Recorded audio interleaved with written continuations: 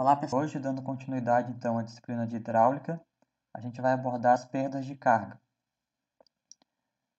A gente pode dizer que esse conteúdo de perdas de carga é uma complementação aí do que a gente viu no vídeo passado sobre a equação de Bernoulli.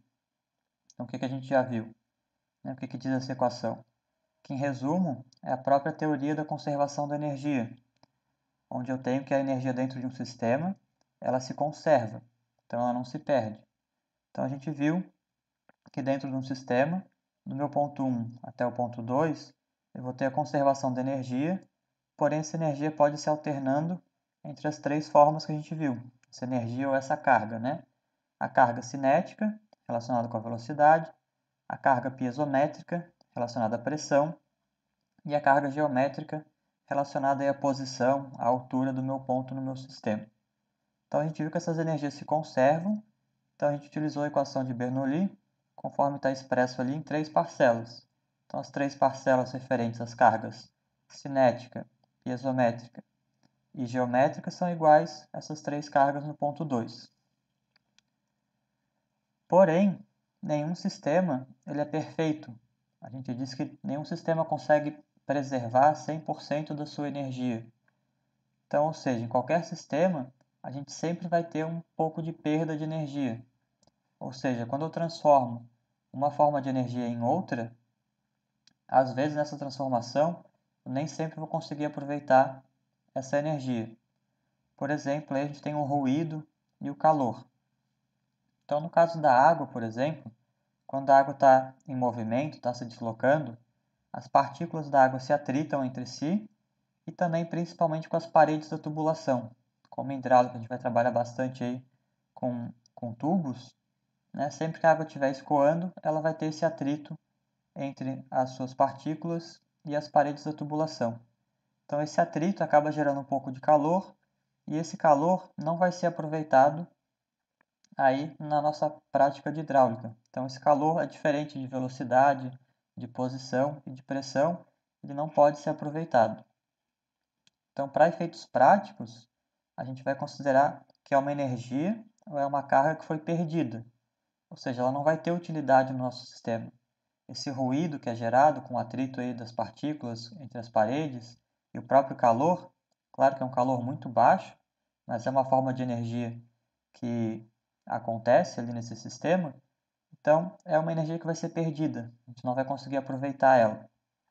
Então, nenhum sistema é perfeito e a gente sempre vai ter uma parcela aí da carga ou da energia que não vai poder ser aproveitada. Então, a gente vai chamar essa parcela de energia ou de carga de perda de carga. E o símbolo que a gente utiliza para representar a perda de carga é o ΔH. Então, utilizando o mesmo esqueminha ali do slide anterior, a gente tem ali as três formas de energia que a gente realmente consegue aproveitar nos nossos sistemas hidráulicos, ou as cargas piezométrica, cinética e geométrica, mas entre essas conversões das diferentes cargas, a gente vai acabar tendo uma perda que a gente vai representar por ΔH. Então, como a gente viu, uma parte dessa energia não vai ser aproveitada, vai ser perdida. Então, para efeitos práticos, a gente considera então que é uma energia que não pode ser utilizada. Então, a gente vai representar ela por ΔH.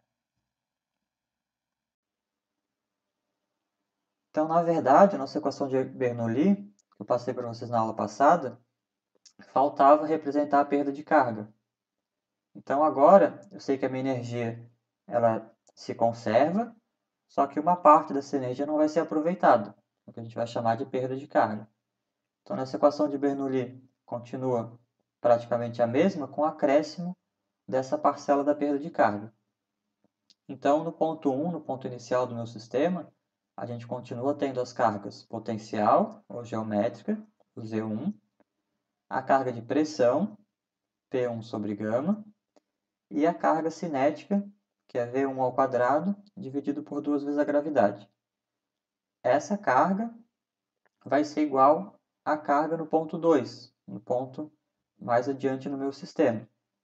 No ponto 2 eu também vou ter as três cargas, potencial, pressão e cinética, só que eu tenho que acrescentar então as perdas de carga, ou seja, essa parcela de energia que foi perdida ao longo do deslocamento da água e que não pode ser aproveitada. As perdas de carga, a gente pode dividir elas em duas formas, ou dois tipos. As perdas de cargas contínuas, que são quando eu tenho trechos retilíneos de tubulação, ou seja, a perda de carga é sempre constante ao longo do comprimento da tubulação, e as perdas de carga localizadas, que são aquelas ocasionadas por acessórios e conexões que a gente tem nas tubulações. Então, tem alguns exemplos ali, um registro, um joelho e um T. Então, sempre que eu forço a água a mudar sua direção ou passar por algum obstáculo que não é a mesma seção de um tubo, isso causa mais perda de energia do que quando a água passa por uma tubulação retilínea. Toda vez que a água tem que fazer uma mudança de direção ou sofre alguma alteração ali no seu deslocamento, isso causa perdas de energia maiores do que somente o atrito entre as partículas e a parede que ocorre numa tubulação retilínea. Então a gente vai ver esses dois tipos de perda de carga, como é que a gente vai calcular elas, também o que influencia a perda de carga. Então, iniciando pelas perdas de carga contínua, no desenho a gente tem um reservatório, na parte esquerda do desenho, e uma tubulação horizontal, representando ali a direção da minha vazão. Então, as perdas de carga são denominadas contínuas quando a água escoa no interior das tubulações, sob pressão ou em canais, porque essas perdas vão ocorrer ao longo de todo o comprimento. Então, a perda de carga contínua, como o próprio nome já diz, a cada trecho de tubulação eu vou ter sempre uma perda de carga, porque é a energia que está sendo perdida, principalmente por conta do atrito aí das partículas com a parede da tubulação. Então, ao longo do caminho que a água faz por uma tubulação, ela vai estar sempre em atrito com as paredes e vai sempre perder um pouquinho de energia. Como é que a gente pode representar isso? Se eu pensar que a carga desse meu sistema ela se inicia ali no nível do reservatório, se eu tivesse um sistema perfeito, eu posso representar essa linha ali que se estende ao nível do reservatório, essa linha horizontal, como sendo a linha de um sistema ideal, onde eu nunca teria perdas de carga, o que não acontece na prática. Então a gente pode ver aquela linha de carga pontilhada, ela vai decaindo ao longo do tempo, porque à medida que a água vai se deslocando pela tubulação, ela vai perdendo mais energia por conta do atrito. Então, quanto maior a tubulação, maior vai ser a minha perda de carga. Então, a minha linha de carga, ou seja, a energia do meu sistema, ela vai decaindo gradualmente.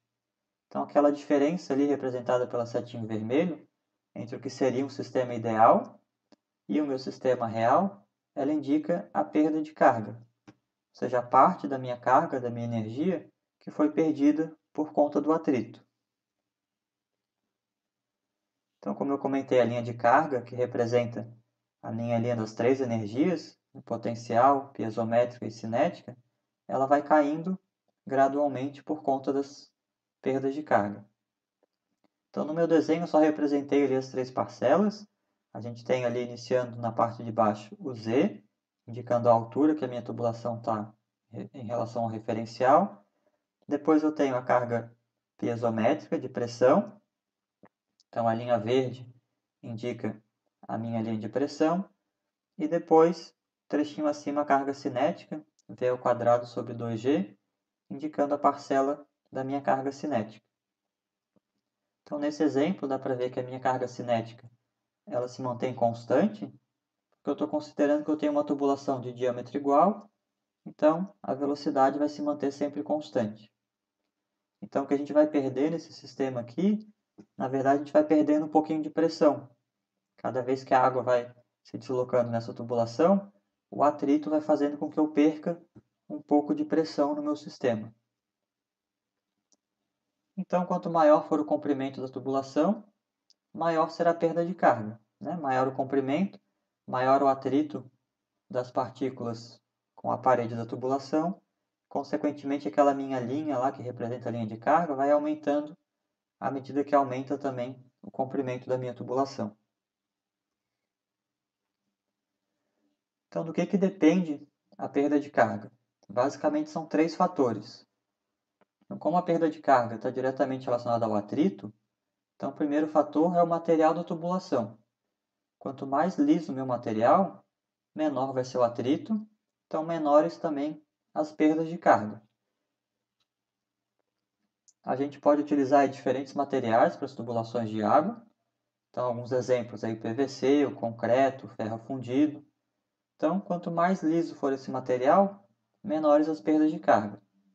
Dentre os exemplos aqui que eu dei, o PVC e o ferro fundido são materiais que têm as tubulações mais lisas, por exemplo, que o concreto. Então, uma tubulação de concreto vai causar maiores perdas de carga, ou seja, vai ter mais atrito da água com as paredes, porque ela não é uma superfície tão perfeita, do que se eu comparar com o PVC e o ferro fundido.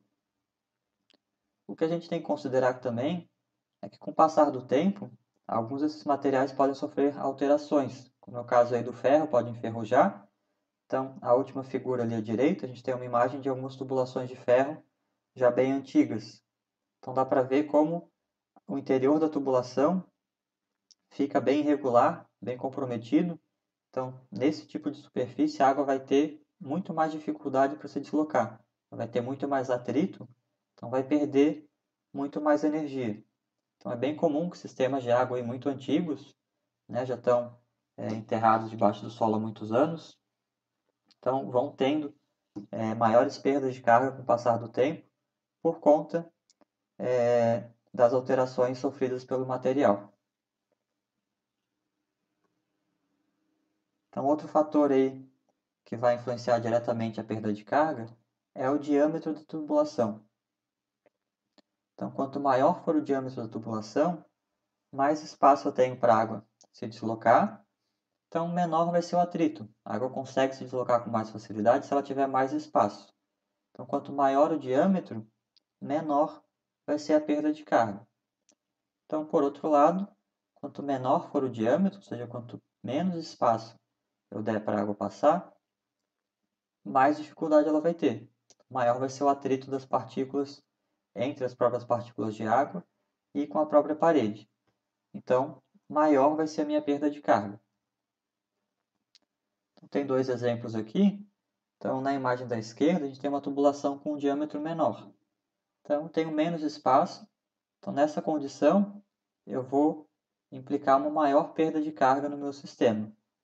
Se eu tiver uma tubulação maior, como a imagem da direita, estou dando mais espaço para a água, menor vai ser a perda de carga.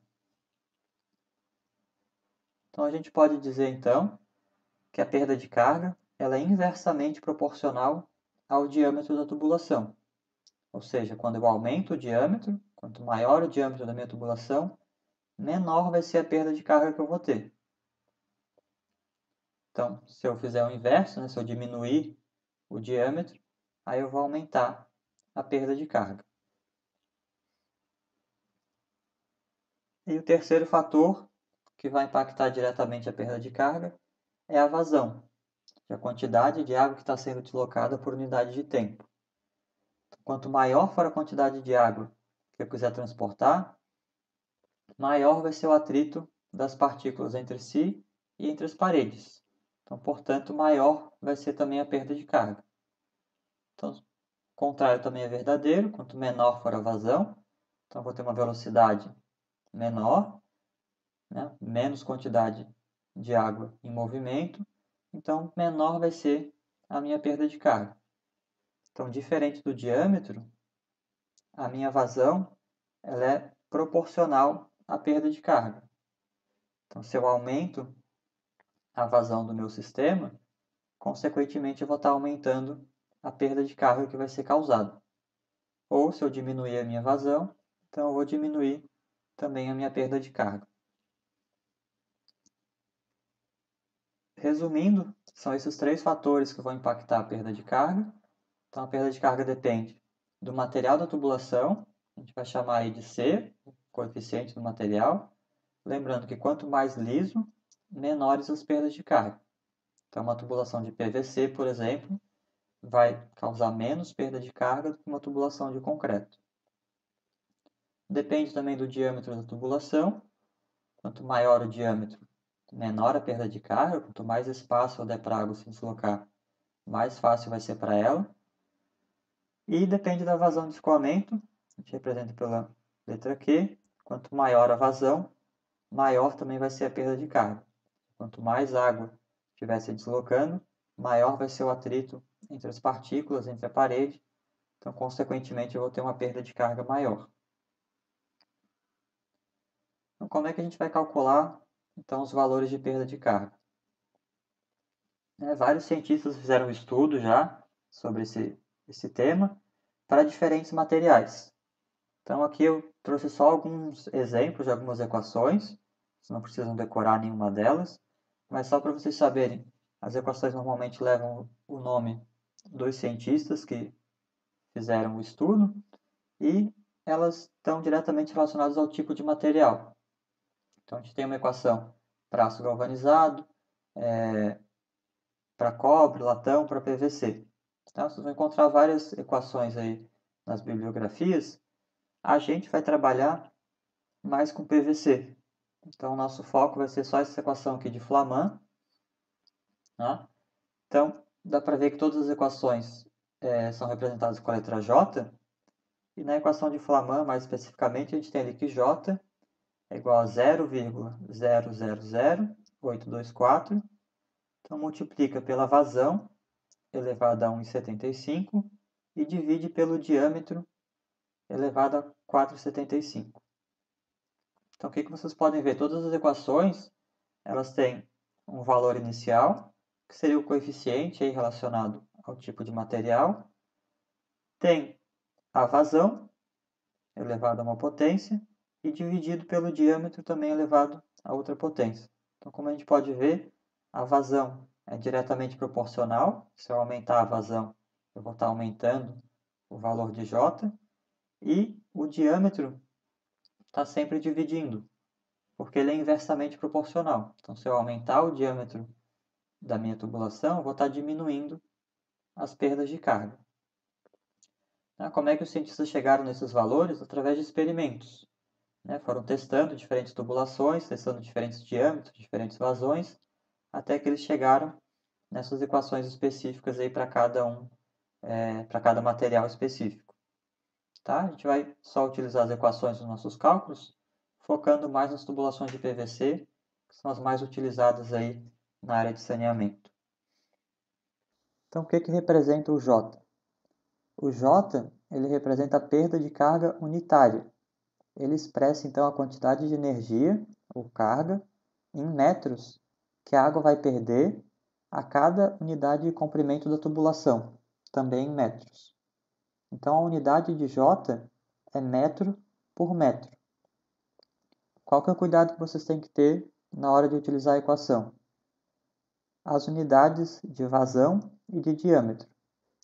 Então, essa equação, a vazão tem que estar expressa em metro cúbico por segundo e o meu diâmetro tem que estar expresso em metro. Então, é bem comum que a gente utilize os valores de diâmetro em milímetro, que são os diâmetros comerciais, 100, 200, 300 milímetros, e a vazão também muitas vezes está em litros por segundo. Então, lembrar das conversões. Se a vazão estiver em litros por segundo, eu tenho que dividir por 1000 para passar para metro cúbico por segundo. E a mesma coisa, se o meu diâmetro está em milímetro, eu tenho que primeiro passar ele para metros, então eu divido também por 1000, e aí eu posso utilizar a equação. Então, vou dar um exemplo. Se um valor de J é igual a 0,02 metros por metros, isso significa que a cada metro de tubulação, a minha água vai perder 0,02 metros ou 2 centímetros de carga. Então, o J ele indica o valor da perda de carga por metro de tubulação. Então, para que eu saiba a perda de carga total, eu vou ter que utilizar o valor de J, que indica a perda de carga unitária, multiplicado pelo tamanho total da minha tubulação. Se o J indica a perda de carga a cada metro, eu tenho que saber quantos metros de tubulação eu vou ter no total, para saber qual vai ser a minha perda de carga total naquele sistema. Então, a perda de carga, que a gente representa por ΔH, vai ser igual ao J, que é a perda de carga unitária, vezes o comprimento da tubulação. Então, aqui as unidades são todas em metros, o comprimento da tubulação a gente trabalha em metro, e a perda de carga também vai me dar um valor em metro. Lembrando que na equação de Bernoulli, a gente está trabalhando com carga, então todas as parcelas também a gente tem a unidade em metros. Então, a gente vê claramente que a perda de carga ela depende do comprimento da tubulação. Como eu já havia comentado, quanto maior for a tubulação, maior vai ser a perda de carga causada no meu sistema. Então, um exemplo agora, para a gente calcular essa perda de carga. Então, peço para que calcule a perda de carga. Então, uma tubulação de 20 metros de comprimento e ela tem 50 milímetros de diâmetro. E por essa tubulação vai passar uma vazão de 2,5 litros por segundo. Então, aqui a gente vai considerar duas situações. Uma tubulação de aço carbono galvanizado e outra de PVC. Então, a gente vai utilizar uma equação de Hazen-Williams, que é a equação para o aço carbono galvanizado, e depois a equação de Flaman para o PVC. Então, a gente vai poder analisar aí a diferença de materiais na perda de carga. Então, o primeiro ponto, vocês devem identificar são os valores de vazão e o valor do diâmetro. Então, o que foi fornecido aqui, olha só, a nossa vazão é 2,5 litros por segundo. Então, lembrando que eu tenho que passar para metro cúbico por segundo. Então, dividido por 1.000, eu vou ter que a vazão é 0,0025 metros cúbicos por segundo. O diâmetro é a mesma coisa. Foi dado o diâmetro em 50 milímetros, então a equação eu preciso passar esse valor para metros. Então, 50 milímetros equivalem a 0,05 metros. O resto agora é só utilizar a equação, colocar os valores na calculadora. Cuidado aí com as potências, façam com calma, com atenção, para não errar os valores. Então, vou começar fazendo para a tubulação de aço carbono galvanizado, utilizando a equação de Hazen-Williams. Então, eu vou só substituir meu valor de vazão e de diâmetro. Então, eu vou ter que a minha perda de carga unitária J equivale a 0,059 metros por metro. Então, a cada metro de tubulação, meu sistema, a água vai perder aproximadamente 6 centímetros de carga. Então, para achar a perda de carga total, ΔH, eu vou multiplicar o J pelo comprimento total da tubulação, que é de 20 metros. Então, em 20 metros, eu vou ter uma perda de carga de 1,18 m. Então, essa vai ser a perda de carga para uma tubulação de aço carbono galvanizado nessas condições. Então, 1,18 m. Fazendo a mesma coisa para a equação de Flaman, então, vocês podem ver a equação muda um pouquinho o valor inicial e muda também as potências ali da vazão e do diâmetro. Então, é só fazer a conta, o valor de vazão e diâmetro é o mesmo. Então, agora eu vou ter um J, uma perda de carga unitária, de 0,035 metros por metro. Calculando a perda de carga total, que é o J vezes o comprimento, eu vou ter uma perda de carga total de 70 centímetros, ou 0,7 metros. Então, a gente pode ver, por exemplo, que o PVC é um material que causa menos perda de carga do que o aço carbono galvanizado. Só um exemplo aí de como diferentes materiais vão ter diferentes perdas de carga.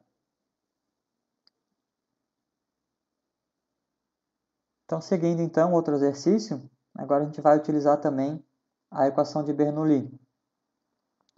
Então, meu desenho aqui embaixo ele representa um reservatório e eu vou ter uma tubulação por onde a água está escoando e eu tenho 3 pontos ali no desenho. O ponto 1 na entrada do reservatório, o ponto 2 no meio da tubulação e o ponto 3 ali no final da tubulação. Então, a tubulação tem ao todo 16 metros, o ponto 2 está bem no meio, separando aí 8 metros de cada lado. E vamos ver as informações que a gente tem do exercício. Então, a gente tem uma vazão de 5 litros por segundo, que escoa aí ao longo de 16 metros de tubulação de PVC, e o diâmetro dessa tubulação é 60 milímetros. Então, eu sei que a pressão no ponto 1 é de 10 metros. E eu quero calcular, então, a perda de carga unitária ao longo da tubulação e as pressões nos pontos 2 e 3. Então, considerando a perda de carga ao longo dessa tubulação. Então, foi dado ali para a gente utilizar a equação de Flaman, já que a gente está trabalhando com PVC. Então, eu tenho que primeiro calcular as perdas de carga nessa tubulação e depois calcular qual que vai ser a pressão no ponto 2 e no ponto 3. Então, para calcular a perda de carga, a gente vai precisar dos valores de vazão e de diâmetro. Então, foi dado que a vazão é 5 litros por segundo e o diâmetro é 60 milímetros. Então, utilizando a equação de Flaman, então, mesma coisa, cuidar com as unidades. Então, 5 litros por segundo ali equivale a 0,005 metros cúbicos por segundo. E o diâmetro em milímetro eu passo para metros, então é 0,060. Então, a primeira parte é só utilizar a equação de Flaman, calcular o J.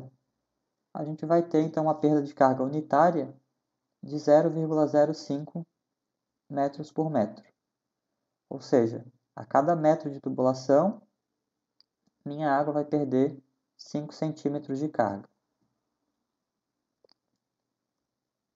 Então, calculando a perda de carga total até o ponto 2, então, eu vou pegar o valor de J, 0,05, e vou multiplicar pelo comprimento, que do ponto 1 até o ponto 2 são 8 metros.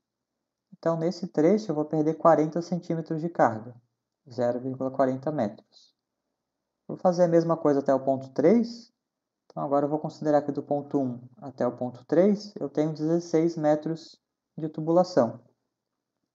Então, minha perda de carga total vai ser 0,05 vezes 16 metros, eu tenho 80 centímetros. Então, como a gente viu, quanto maior o comprimento da tubulação, maior vai ser a perda de carga.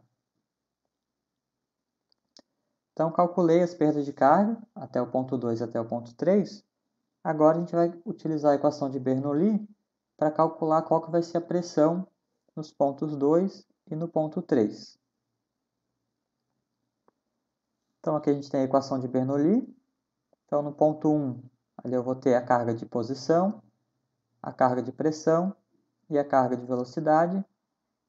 No ponto 2, a mesma coisa, só que eu acrescento a perda de carga que a água vai sofrer quando ela se desloca do ponto 1 até o ponto 2. Mas o que a gente pode considerar pelo desenho aqui? A tubulação está na horizontal. Então, eu posso considerar que a posição, a carga de posição, o Z1, é igual ao Z2. E como a minha tubulação tem um diâmetro constante, a minha velocidade também vai ser constante ao longo dos trechos. Então, eu posso desconsiderar as cargas de posição e as cargas cinéticas. Então, Z1 é igual a Z2, então eu vou desconsiderar. E a carga cinética também no ponto 1 vai ser igual ao ponto 2, já que a minha tubulação tem o mesmo diâmetro, mesma velocidade, as parcelas vão ser iguais. Então, a minha equação vai se resumir: a pressão 1 vai ser igual à pressão no ponto 2 mais a perda de carga. Então, a gente tinha aqui no ponto 2, vou calcular a pressão no ponto 2. Então, a pressão inicial no ponto 1 foi dada, que era de 10 metros. Então, ela vai ser igual à pressão no ponto 2, que eu quero descobrir, mais os 40 centímetros de perda de carga. Isso vai me dar que a pressão 2 é igual a 9,60 metros. No ponto 3, a mesma coisa. Se eu considerar como a pressão inicial no ponto 1 10 metros, eu vou ter que a pressão no ponto 3 vai ser igual a esses 10 metros, mais a perda de carga de 80 centímetros. Então, fazendo a diferença, no meu ponto 3, a minha pressão vai ser 9,20 metros. Então, o que a gente pode observar? A perda de carga, nesse meu exemplo aqui, vai ocasionar perda de pressão. No meu ponto 1, na entrada da tubulação, eu tinha 10 metros de pressão. Então, à medida que a água vai se deslocando e vai perdendo carga por conta do atrito, essa pressão vai diminuindo. No ponto 2, então, já foi 9,60 e no ponto 3 foi 9,20. Então, é isso que aquelas linhas ali representam no meu desenho. Então, a linha verde, que é a linha piezométrica, a linha da pressão, ela vai diminuindo ao longo da tubulação, justamente por conta da perda de carga. Então, essa energia que eu perco, essa carga que eu perco por conta do atrito, né, que vai gerar ruído e calor, eu não consigo aproveitar, então vou perder um pouquinho de energia no meu sistema. Então, esse é o princípio aí da perda de carga contínuas. Quando eu tenho uma tubulação, a energia vai se perdendo gradualmente ao longo dessa tubulação.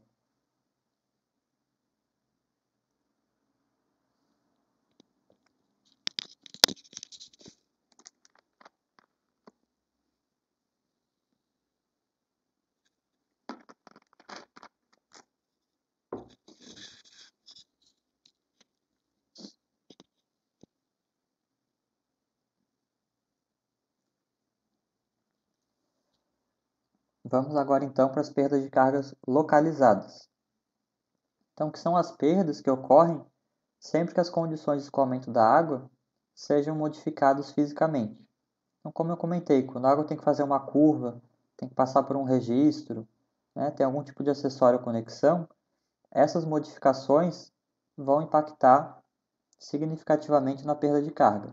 Esses acessórios vão proporcionar perdas de carga aí mais elevadas do que só o atrito que é causado pelas paredes. Então, alguns exemplos aí de conexões, né? Curvas, joelhos, T's, registros, entradas e saídas de canalizações produzem o que a gente chama de perdas de cargas localizadas. Então, eu tenho um exemplo de uma instalação aí de água fria, né? Tem um reservatório, as tubulações estão abastecendo aí uma residência, a gente tem alguns itens ali, um vaso sanitário, tanque, pia, chuveiro. Então, eu posso ver a quantidade de conexões que é necessária para que a gente consiga levar essa água até os pontos de utilização. Então, esses diferentes acessórios que são necessários, eles vão gerar perdas de carga muito maiores do que somente a perda de carga causada pelo atrito quando a água está se deslocando num trecho reto. Então, eles vão impactar bastante o nosso sistema no que diz respeito à perda de carga. Então, eu preciso identificar quais são essas conexões, quais são essas peças, para poder calcular a minha perda de carga total. Então, como que a gente vai calcular essa perda de carga nas conexões e nos acessórios? É utilizado o método dos comprimentos virtuais. Nesse método, o cálculo da perda de carga ele se baseia na substituição dessa peça ou conexão por um comprimento virtual de tubulação que tenha o mesmo diâmetro, né, da conexão em análise e que provoque a mesma perda de carga que essa peça causa. Então, por exemplo, se eu tenho um T, está representado aqui na imagem à esquerda, um T de 40 milímetros, ele equivale, ou seja, essa peça, esse T de 40 milímetros, quando a água tem que passar por ele, ela vai perder a mesma carga, a mesma quantidade de energia que ela perderia ao passar por uma tubulação de 2,80 metros. Então, o que eu vou fazer? Eu vou substituir essas peças por um comprimento de tubulação que cause a mesma perda de carga. Então, quando a água tem que passar por esse T, ela vai perder a mesma quantidade de carga que ela perderia se ela passasse por 2,80 metros de tubulação reta. Então, como eu comentei, fica nítido, né, que essas peças, essas conexões, elas causam um impacto muito maior na perda de carga do que tubulações retas.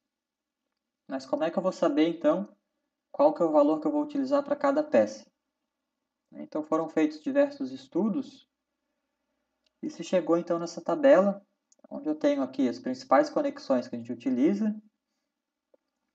e eu vou ter os comprimentos equivalentes de cada conexão.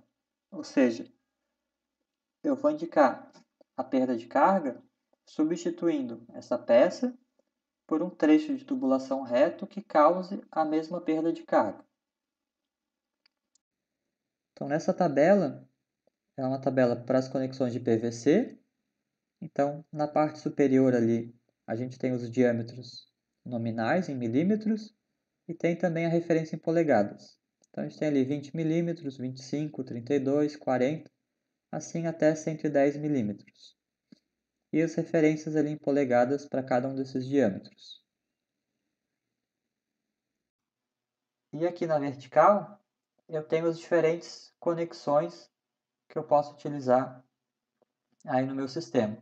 Então temos os joelhos, as curvas, os T's, algumas válvulas, registros, etc. Então, por exemplo, quero saber qual que é o comprimento equivalente de um joelho de 90 graus que tenha 40 milímetros de diâmetro. Então, primeiramente, eu vou ter que identificar essa minha conexão na tabela e procurar pelo diâmetro correspondente. Então, o joelho de 90 é a nossa primeira peça ali. Então, identifiquei o joelho e vou identificar também o diâmetro. Então, na linha do joelho, eu vou até a coluna que me indica o diâmetro de 40 milímetros e vou achar então o valor de 2 metros. Então, todos os valores da tabela estão indicados em metros. Então, isso significa que um joelho de 90 graus, de 40 milímetros, vai causar a mesma perda de carga que 2 metros de tubulação com esse mesmo diâmetro causariam. Então, na hora dos meus cálculos, eu vou substituir esse meu joelho por 2 metros a mais de tubulação. Isso para poder calcular a perda de carga que vai ser causada por essa conexão. Então, mais um exemplo aqui. Tem um registro globo. Esse registro pode ser chamado também de registro de pressão, que é o registro que a gente utiliza para abrir e fechar o chuveiro. Então, essa é uma das peças aí que mais causa perda de carga. Como eu posso controlar a abertura da água, abrir mais ou menos o meu chuveiro, quanto menos eu abrir, mais difícil para a água passar, então isso causa uma perda de carga bem significativa. Então tenho esse registro globo de 25 milímetros. Então vou procurar aqui na minha tabela, onde está esse registro globo. Então ele está aqui mais para a parte de baixo, está ali o registro globo aberto. Então, na coluna de 25 milímetros, eu vou procurar o valor correspondente. Então, dá para ver um valor bem elevado aqui, de 11,4 metros.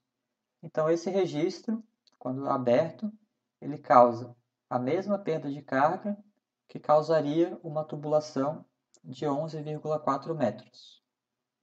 Então, sempre que eu tiver acessórios e conexões, eu vou substituir esses acessórios por comprimentos virtuais ou comprimentos equivalentes, que seriam os comprimentos das tubulações que causariam a mesma perda de carga.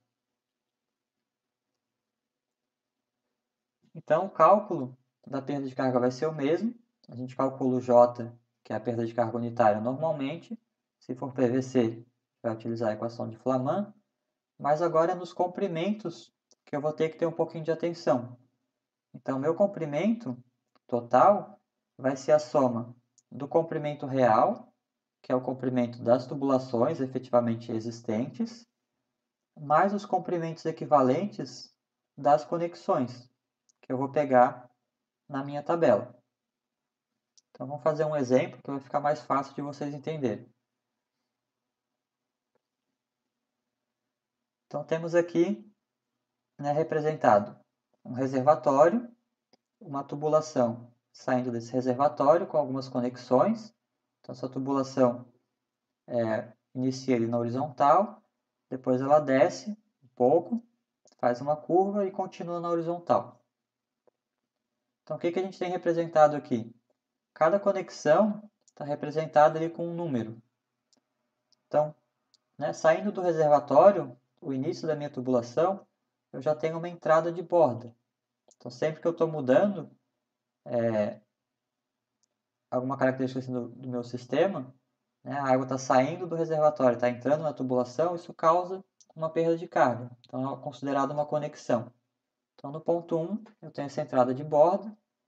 No ponto 2, eu tenho representado ali um registro de gaveta. São os registros que a gente utiliza para deixar a tubulação totalmente aberta ou fechada. Então, normalmente quero interromper a saída de água do reservatório, então eu posso fechar o registro e impeço que a água avance nas tubulações que estão adiante. No item 3, eu tenho representado ali um T, de passagem direta, e tenho dois pontos indicados com o número 4, que são os joelhos de 90 graus. Então, tenho dois joelhos de 90 graus nesse meu esquema. E tenho representado também os comprimentos das tubulações. Então, iniciando ali logo após a saída do reservatório, eu tenho 3 trechos de 1 metro, né? Entre o trecho 1 e 2 é 1 metro, entre o trecho 2 e 3 mais 1 metro, entre o trecho 3 e 4 mais 1 metro. Depois eu tenho 6 metros de tubulação vertical e no final mais 3 metros de tubulação horizontal. Então, o que o exercício vai me pedir? Para calcular as perdas de carga na instalação ao lado e a pressão disponível na extremidade final. Então, que dados que a gente tem? A gente sabe que a vazão nesse sistema é de 1 litro por segundo e o diâmetro da tubulação é de 32 milímetros. Então, está indicando que para o cálculo da perda de carga, a gente deve utilizar a equação de Flaman. Então, a gente vai ter que descobrir a perda de carga nesse sistema e a pressão lá no final da tubulação. Então, a gente vai iniciar pelo cálculo do J, da perda de carga unitária. Então, foi dado para a gente que a vazão é 1 litro por segundo e o diâmetro é de 32 milímetros. Então, cuidar com as unidades, né? Transformar a vazão para metro cúbico por segundo e o diâmetro para metro. Então, jogando na equação, a gente vai ter uma perda de carga unitária de 0,058 metros por metro. Então, calculei o J, vou calcular os meus comprimentos. Então, começo com os comprimentos reais da tubulação, ou seja, o que realmente eu tenho de tubos, quantos comprimentos eu tenho, qual que é o comprimento total das tubulações que eu tenho. Então, vou somar ali 3 vezes 1 metro, que é a parte inicial, saindo do reservatório tem 1 metro, mais 1 metro, mais 1 metro. Depois mais 6 metros da tubulação vertical e mais 3 metros da tubulação na horizontal. Então, vou somar esses valores todos. Vou chegar que meu comprimento real de tubulação é de 12 metros. E agora eu tenho que ver os comprimentos equivalentes, que eu preciso ver na tabela, então, qual que é o comprimento equivalente da entrada de borda, do registro de gaveta, do T de passagem direta e do joelho de 90 graus. Então, a gente vai pegar a nossa tabela. Eu anotei aqui quais são as conexões que a gente precisa achar os valores. Então, primeiro passo, vou identificar qual que é o diâmetro das minhas conexões. Desculpa, primeiro aqui então, identifiquei as conexões. Então, identifiquei ali o joelho de 90, na ordem da tabela, né? O T de passagem direta. Então, o T, vocês podem ver na tabela, a gente tem algumas opções. Se vocês olharem bem próximo da tabela, o T de passagem direta é quando a água não muda a direção dela. Então, ela está seguindo a mesma direção dentro do T. Vocês podem ver que tem uma linha pontilhada na horizontal ali. Logo abaixo desse T de passagem direta, eu tenho o T saída de lado. Então, nesse caso, dá para ver que a linha pontilhada ela faz uma curva de 90 graus. Ou seja, ela está mudando a direção de escoamento 90 graus. Então, vocês vão ver que os valores são diferentes. Então, só atentar que o T tem essas opções de passagem direta, ou saída de lado, ou saída bilateral. No nosso caso, é um T de passagem direta. Depois a gente tem a entrada de borda. E na última parte da nossa tabela, lá para baixo, tem um registro de gaveta aberto. Então agora sim, eu vou identificar qual que é o diâmetro. Então nosso diâmetro era de 32 milímetros. Então agora eu identifiquei as peças e o diâmetro, vou achar o comprimento equivalente de cada peça dessas. Então tenho ali, por ordem da tabela, o joelho de 90 graus tem 1,5 metros de comprimento equivalente, o T de passagem direta 0,9, a entrada de borda 1,3 e o registro de gaveta 0,3. Então voltando aqui para o nosso desenho, eu vou pegar esses valores e vou somar todos eles. Então agora na ordem ali que a água vai passar, a água vai entrar na tubulação, então é uma entrada de borda, 1,3 metros. Vai passar por um registro de gaveta, então mais 0,3 metros. Depois vai passar por um T de passagem direta, mais 0,9 metros. E depois ela tem dois joelhos, né? O primeiro e depois o segundo na parte mais de baixo. Então vou somar 1,5 duas vezes, 1,5 mais 1,5.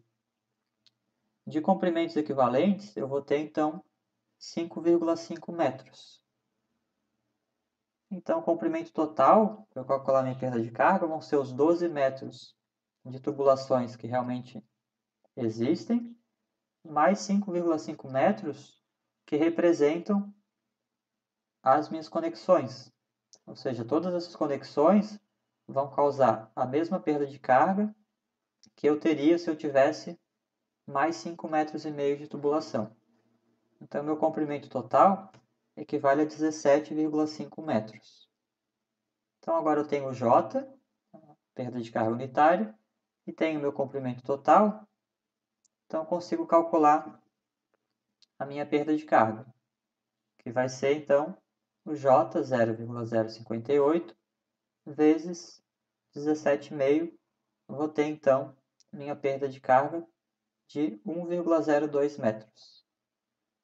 Então, essa vai ser a perda de carga que a minha água vai sofrer ao sair do reservatório, entrar na tubulação, passar por todas essas conexões, por todo esse comprimento de tubulação, até chegar no final ali da minha tubulação. Então, o próximo passo agora é achar qual que vai ser a pressão lá no final da minha tubulação. Então, a gente vai utilizar a equação de Bernoulli, né? Então, eu vou marcar um ponto que eu vou considerar como ponto 1, vou marcar o ponto final como ponto 2 e vou achar qual que vai ser essa pressão no meu ponto 2. Então, tracei um referencial aqui, identifiquei o ponto 1 e o ponto 2. Então, eu marquei o ponto 1 na superfície do reservatório, é sempre mais fácil, né, quando a gente tem um reservatório, colocar o ponto 1 ali na superfície. E o ponto 2 eu marquei como a parte final da minha tubulação, que é onde eu quero saber a pressão. Então, eu tracei esse referencial, como sendo em cima do ponto 2 ali.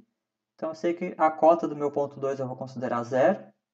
E a cota do meu ponto 1, eu vou considerar essa distância do ponto 1 até o meu referencial. Então, iniciando pelas cargas do ponto 1. Então, qual que vai ser a minha cota no ponto 1? Então, eu sei que o meu reservatório tem 1,5 m, né, de profundidade. E depois, pelo desenho, eu sei que até o meu referencial do reservatório até o fundo eu tenho mais 6 metros. Então, a cota do meu ponto 1 eu vou considerar 7,5 metros, que é 1,5 mais 6 metros. Então, a pressão na superfície do reservatório, a gente já viu, é 0. Eu não tenho pressão de água sobre esse ponto.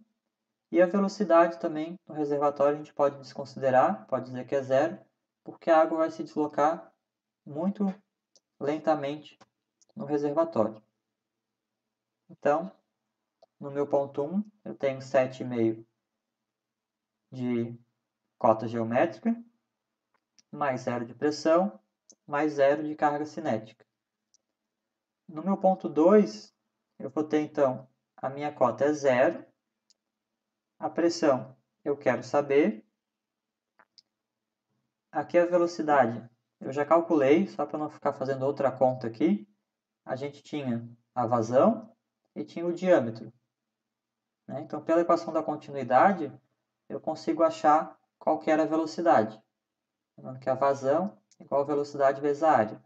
Tá? Eu já calculei aqui só para não perder muito tempo. Então, a velocidade nessa tubulação com esse diâmetro, essa vazão, vai ser 1,24, então elevado ao quadrado, dividido por 2 vezes a gravidade. E a perda de carga a gente acabou de calcular, que foi 1,02 metros. Então, agora eu preenchi minha equação. Eu só tenho ali a pressão como incógnita, então é só resolver a parte da matemática. Então, eu tenho que no ponto 1, a minha carga total é 7,5.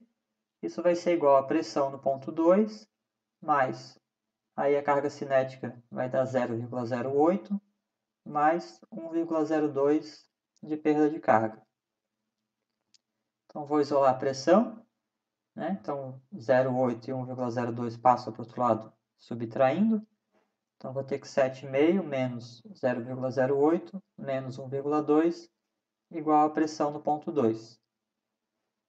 Então, vou ter como resposta aqui no ponto 2, eu vou ter 6,40 metros de pressão.